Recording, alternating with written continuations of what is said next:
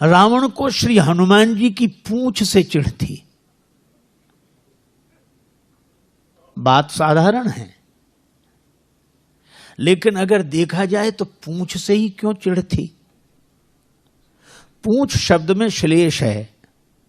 अंग विशेष को तो पूंछ कहते ही हैं, और समाज में लौकिक प्रतिष्ठा को भी पूंछ कहते हैं। जिससे भी पूछो कि भाई इनका क्या हाल है, तो लोग प्रशंसा करने में कहते इन्हें साधारण आदमी समझते हो, इनकी बड़ी पूंछ है।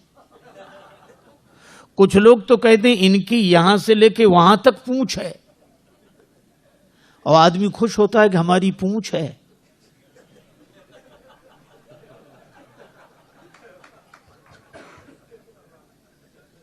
आज देखो कई घरों के बाहर वयोवृद्ध व्यक्ति मिल जाते हैं, बड़े उदास। उनसे पूछो क्या बात है, तो पहले तो नहीं बोलते, कुछ नहीं कुछ नहीं, नहीं फिर भी क्या बताएं, बोलो। कहा इस घर में अब हमारी कोई पूंछ नहीं रही। बोलो, रोना भी इसी बात का है कि पूंछ नहीं रही, और प्रशंसा भी इसी बात की है कि बड़ी पूंछ है। लोग कहते हैं उनके घर गए, चाय की कौन कहे, पानी तक के लिए नहीं पूछा। और मुझे लगता है कि सारे संसार में झगड़ा ही ये पूंछ का ही है, और हम चाहते हैं कि सबसे पहले हमें पूछो, फिर किसी को पूछो, चाहे मत पूछो। और रावण को भी श्री हनुमान जी की पूंछ से चिढ़ है, क्योंकि उसे लगता है कि हमारे यहां इनकी पूंछ।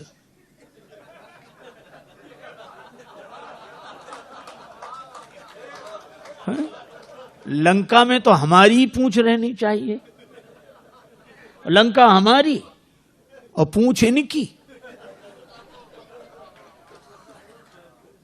उसे पूंछ सहनी नहीं हो रही है। अच्छा, एक बात यह है कि हमेशा हर युग का सत्य है, कभी भी किसी दुर्जन को किसी सज्जन की बढ़ती हुई पूंछ सहन नहीं होती है। रावण को भी सहन नहीं हो रही है पूंछ, लेकिन एक और अद्भुत बात है, रावण इस पूंछ को जला देना चाहता है। जलने वाले तो जलाएंगे ही, जल ही रहे हैं, ईर्ष्या की आग में जलाएंगे ही। हालांकि हनुमान जी ने इस पूंछ को कुछ नहीं समझा। जब रावण बोला कि बंदर को मार डालो, राक्षस मारने दौड़े, विभीषण जी बड़े शांतिपूर्वक आए और उन्होंने कहा कि अरे क्या कर रहे हो, नीति विरोध न मारिए दूता। रावण मान गया और बोला बंदर के अंग भंग कर दिए जाएं। अंग भंग करी पठइये बंदर। अब यह भी देखो कितनी अद्भुत बात है। रावण कहता है कि बंदर के अंग भंग कर दिए जाएं। श्री हनुमान जी ने सोचा कि अंग भंग की आज्ञा तो हुई है, नाम नहीं लिए गए कि कौन से अंग भंग किए जाएं। और रावण को अंग भंग करते समय कहीं अपनी बहन शूर्पणखा की याद आ गई कि बंदर के नाक कान काट दो। तो हनुमान जी कितनी सुंदर बात सोचते हैं। वो सोचते हैं कि हमें भगवान ने भेजा है, तो क्या हम विकारों के हाथ अपनी नाक कटा के जाएं? हमें भगवान ने भेजा है, तो क्या इन विकारों के हाथ अपनी नाक कटा के जाएं? अगर नाक कटा के जाएंगे तो क्या भगवान को मुंह दिखाने लायक रहेंगे? और हमें लगता है कि हम सबको भी भगवान ने भेजा है यहां, तो कम से कम इन विकारों के हाथ से नाक कटा कर न जाएं।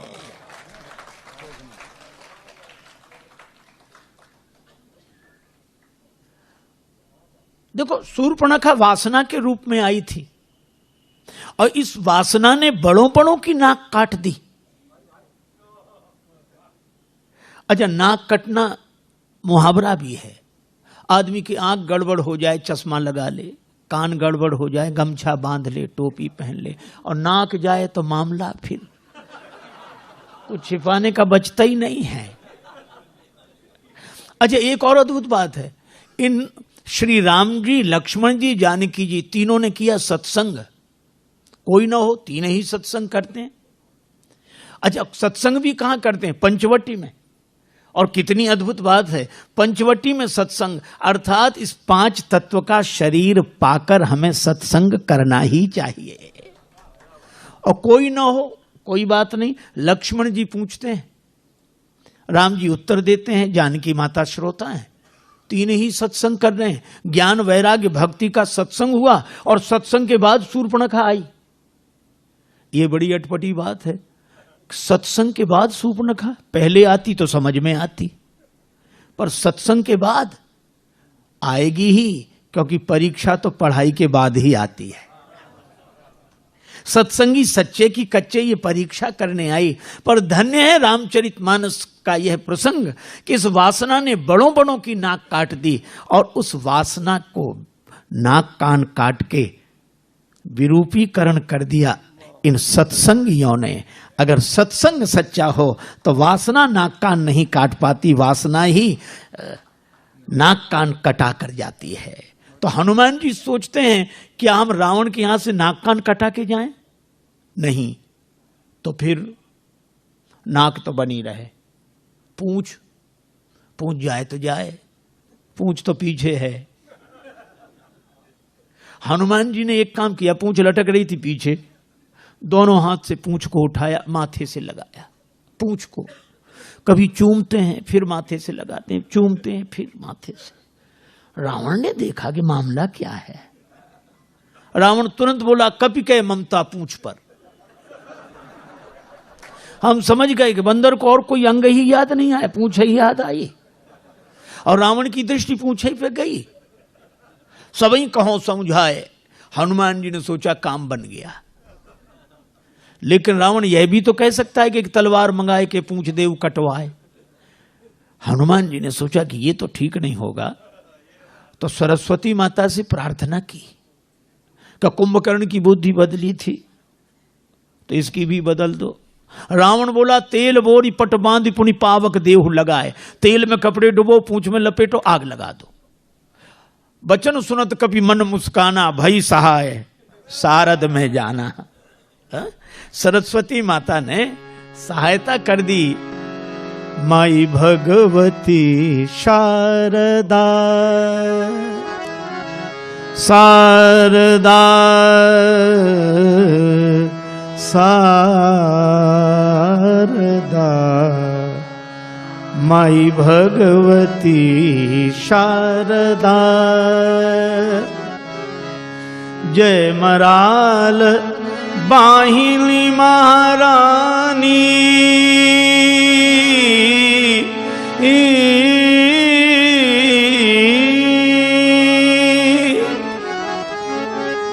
महारानी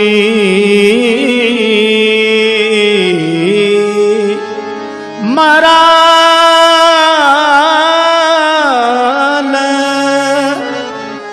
बाहिनी महारानी, बीणा पानी सकल गुण खानी। हरि भक्ति विमल वरदा, हरि भक्ति विमल वरदा। माई भगवती शारदा, शारदा भगवती शारदा। सरस्वती माता की कृपा। रावण बोला, तेल में कपड़े डुबो, पूंछ में लपेटो। लेकिन जहां का राजा ऐसा हो, प्रजा कोई कम है। लंका नगर निवासी बोले, तेल में क्यों, हमारे यहां घी की कोई कमी है क्या? रावण तेल में कपड़ा डुबाने की बात करता है, वो घी से शुरू करते हैं। रहा न नगर बसन घृत, घी खत्म। रावण के पास आए कि घी तो खत्म है। रावण बोला, मूर्खो, घी के लिए कहा किसने था? राक्षस बोले, हम समझ रहे थे कि बंदर की पूंछ में थोड़ा बहुत लगेगा। वो तो घी तो समाप्त और पूंछ तो बढ़ती ही जा रही है। तो क्या करें? एक काम करो, तेल बचाए, तेल में ही डुबो कपड़े। हनुमान जी के पास गए कि घी तो है नहीं, तेल ही है। हनुमान जी बोले जैसी जिसकी श्रद्धा हो ले आओ, हमें सब स्वीकार है। श्री तुलसीदास जी महाराज कहते हैं, रहा न नगर बसन घृत तेला, और बाढ़ी पूंछ की न कपि खेला। पूंछ इतनी बढ़ी, इसका अर्थ क्या है? इसका अर्थ यही है कि जब जब कोई दुर्जन अपनी ईर्षा की आग में सज्जन की बढ़ती हुई प्रतिष्ठा की पूंछ को जलाने की चेष्टा करता है, तब तब भगवान की कृपा से वह पूंछ और बढ़ती है, प्रतिष्ठा और बढ़ती है। भगवान की कृपा, क्या बिगड़े पूंछ का? रावण कुछ सोच ही नहीं पा रहा। हनुमान जी ने सोचा कि एक बार नगर घूम के देख लेते तो ठीक था, क्योंकि हमारी पूंछ जलाने के लिए घर घर से सहयोग हुआ है। सबने चंदा दिया है, किसी ने घी, किसी ने तेल, किसी ने कपड़ा। हाँ, ऐसा नहीं कि राक्षस न करते हो, चंदा करते हैं, इकट्ठा करते हैं। किसी का जीवन नष्ट करना हो तो ये बड़े प्रेम से। हनुमान जी भी सोच रहे थे कि प्रसाद भी तो वहां देना पड़ेगा जहां जहां से चंदा आया है। तब तक रावण बोला बंदर को नगर में घुमाओ। हनुमान जी बोले यही तो हम चाहते थे, लेकिन वाह, धन्य है श्री बजरंगबली। एक और अतुलित बलधामम, और दूसरी ओर शील कैसा। राक्षस मारहि चरण करहि बहु हांसी, लात मारते हैं, हंसी उड़ाते हैं, पर हनुमान जी तो कीन चाहूं निज प्रभु कर काजा। राम जी के बाण बनकर आए हैं। राम जू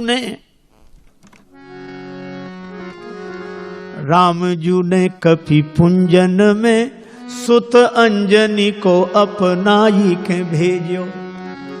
माथे पे हाथ की छाह करी, कर मुंदरी हाथ गहाई के भेजो।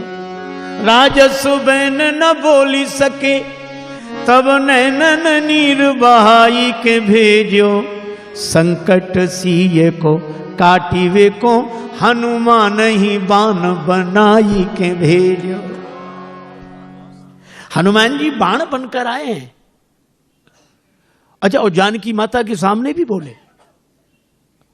जानकी माता के सामने हनुमान जी ने यही कहा। माता ने जब हनुमान जी को देखा कि प्रभु ने मुझे भुला दिया, हनुमान जी बोले माता, प्रभु आपको भुला ही नहीं सकते। क्या प्रमाण है कि भुला दिया? का प्रमाण यही है कि चरण पर चंचुका प्रहार करने वाले जयंत के पीछे भगवान ने बाण लगा दिया, और हरण करने वाला अब तक आराम से बैठा है। हनुमान जी ने कहा कि जयंत के पीछे बाण, उस समय तो प्रभु के पास धनुष बाण नहीं था। सीता जी बोली कि वो सींग का बाण, जिन सींग और पुष्पों से मेरा श्रृंगार कर रहे थे, सींग का बाण लगाए। तो लोगों को तो सींग दिखती होगी। अरे लोगों को दिखती होगी सींग, पर प्रेरित मंत्र ब्रह्म सरधावा, भगवान का संकल्प था, बाण था वो। तो हनुमान जी बोले माता, जयंत के पीछे सींग के रूप में बाण लगाया, और हो सकता है हरण करने वाले के पीछे किसी और रूप में बाण को लगा दिया हो। तो हरण करने वाले के पीछे किस रूप में बाण को लगाया? तब हनुमान जी ने कहा, ये रघुपति बाण कृशानु। राम जी का बाण आपके सामने वानर नहीं खड़ा है, राम जी का बाण है। प्रमाण कजिम अमोघ रघुपति कर बाना, एही भांति चले हुए हनुमाना। जानकी माता बोली हनुमान तुमने बता दिया, नहीं तो मैं जान ही ना पाती। हनुमान जी ने कहा त्राही माता त्राही, मैं आपको क्या बताऊंगा। सही बात तो यह है कि आपने जान लिया था मेरे बिना बताए। जानकी माता बोली हमने कब जाना? कहा जब रावण आपको डरा धमका रहा था, तब आपने सोचा क्या मैं यहां अकेली हूं? तो मन में तुरंत आया कि नहीं, असमन समुझी, ऐसा समझकर मन कहत जान की, खल सुधि नहीं रघुवीर बान के। अगर इतर कथाओं का आश्रय न लिया जाए तो राम जी का बाण तो हनुमान जी ही हैं। और श्री हनुमान जी राम जी के बाण, अच्छा बाण तो चलते हम लोगों ने देखे होंगे, वैसे न देखे हो तो टीवी सीरियल में, महाभारत रामायण में बाण चलते हैं, लेकिन इन बाणों के पांव नहीं देखे होंगे। देखे कहीं किसी को बाण के पांव? पांव है नहीं और चलते हैं। इसका अर्थ है बिना साधन के गति होती इनकी। साधन नहीं है पर गति होती है। और मैं कहता हूं कि जो राम जी के हाथ का बाण बन गया, उसकी गति भगवान के हाथ में होती है, साधन में नहीं। तो हनुमान जी तो राम जी के बाण हैं। चाहे कोई कुछ भी कहे सुने। पूरी लंका घूम कर आए, देख लिया विभीषण जी के घर से कुछ नहीं आया। हनुमान जी ने सोचा इन्हें प्रसाद भी नहीं देना है, जिनने चंदा ही नहीं दिया इन्हें काहे का प्रसाद। और जब आग लगी तब देखो कितनी अद्भुत बात है, आग तो खुद बता देती कि हम लग गए।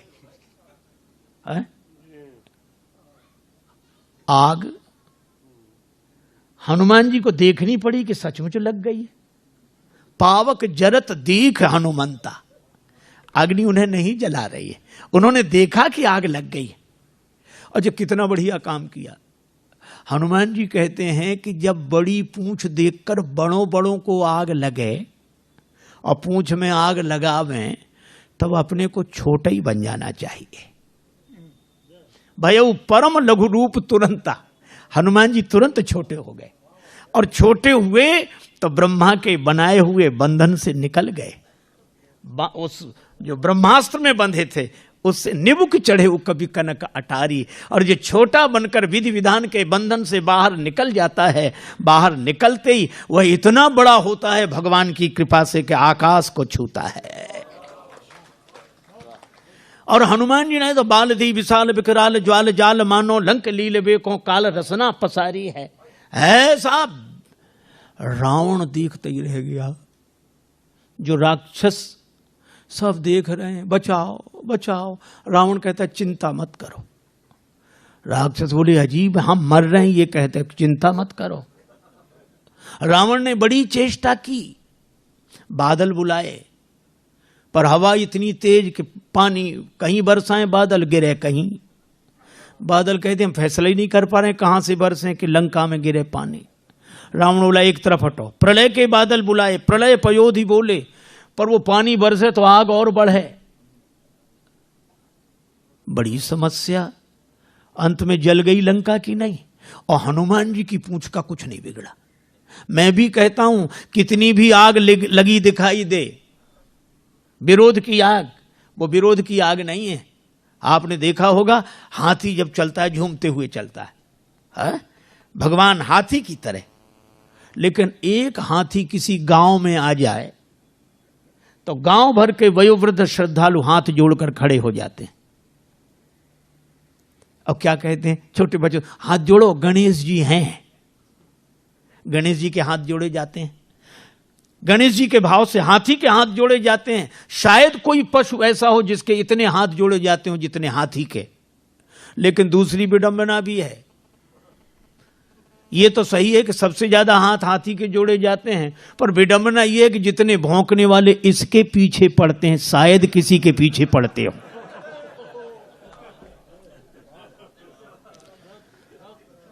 यह स्वाभाविक नियम है, जिसकी स्तुति होगी उसी की निंदा होगी। जिसके सामने लोग हाथ जोड़े खड़े होंगे, भौंकने वाले उसी के पीछे पड़े होंगे। स्वाभाविक नियम है। अच्छा, लेकिन एक अद्भुत बात मैं कई बार सोचता हूं कि कुत्तों को हाथी से क्या तकलीफ, काहे को भौंकते हैं ये। अच्छा, कुत्ते सचमुच हमारी भाषा समझते होते तो हम जरूर पूछते, और कुत्ते एक ही उत्तर देते अगर सच बोलते तो कुत्ते यही कहते कि हमें हाथी से कोई तकलीफ नहीं। फिर क्यों भौंकते हुए इसके पीछे पड़े हो? तो कुत्ते कहते हमें तो इसके आगे जो हाथ जोड़े खड़े हैं वे सहन नहीं हो रहे हैं, बस, और कोई कारण नहीं। हमें तो इसके आगे हाथ जोड़े जो खड़े हैं वे सहन नहीं हो रहे। अच्छा, एक और विडंबना है, कुत्तों में इतनी हिम्मत नहीं कि आगे आके भौंकें।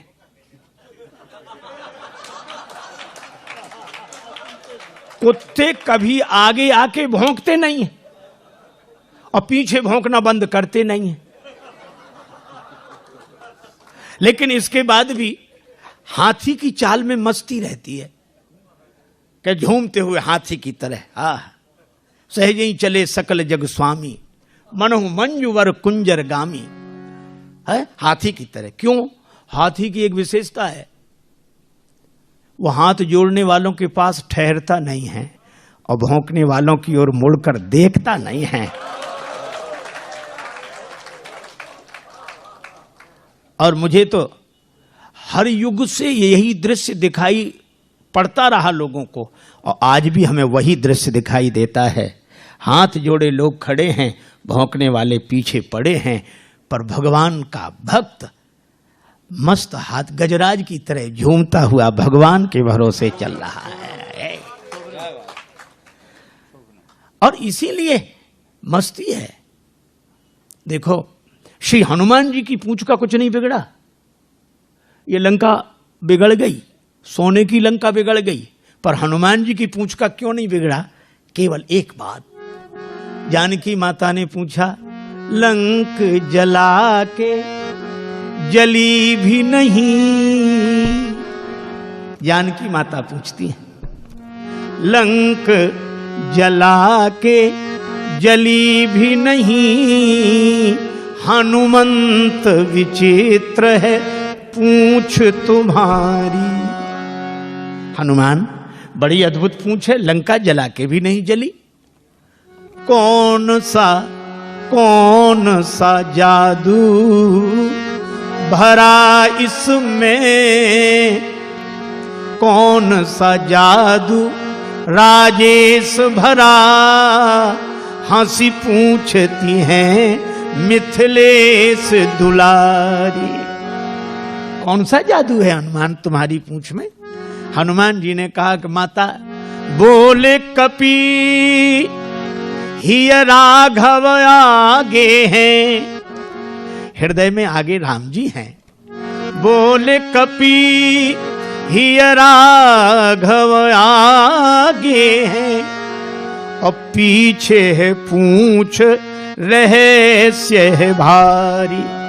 हृदय में आगे राम जी हैं और पीछे मेरी पूंछ है, तो अर्थ इतना ही सा है कि वानर को भला पूछता कौन, श्री राम के पीछे है पूंछ हमारी। इस वानर को कौन पूछता? राम जी आगे हैं और राम जी के कारण ही मेरी पूंछ है। और जिस पूंछ के आगे भगवान हृदय में विराजमान हो, उसे पूंछ के पीछे नहीं पड़ना पड़ता, पूंछ उसके पीछे पड़ जाती है। और इसीलिए हनुमान जी की यह पूंछ की महिमा है, जिसका रावण कभी कुछ नहीं बिगाड़ सका। और आज तक हनुमान जी की पूंछ है। राम ते अधिक राम कर दासा।